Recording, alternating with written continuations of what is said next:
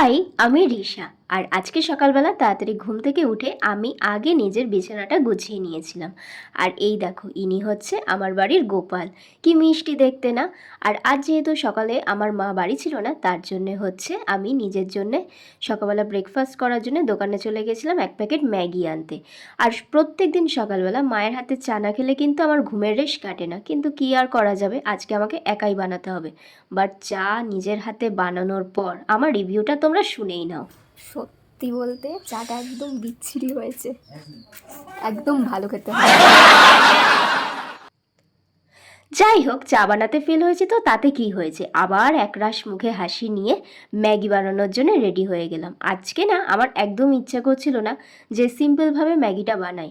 আর সত্যি বলতে বলতে গেলে প্রথমবারই নিজের জন্য কিছু বানাচ্ছিলাম। আমি সেরকম রান্নাবান্না করি না, আসলে আমি পারিও না। যাই হোক, তাও চেষ্টা করছিলাম। আর আমি আজকে ম্যাগিটা বানাতে চেষ্টা করছিলাম একটু চাউমিন স্টাইলে, যদিও বা মায়ের থেকেই সব দেখে শেখা।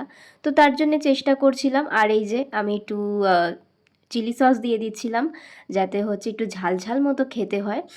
আর হ্যাঁ, চাটা খুব খারাপ বানালেও এই চাউমিন স্টাইলে ম্যাগিটা কিন্তু আমি ভালোই বানিয়েছিলাম, জাস্ট অসাধারণ হয়েছিল।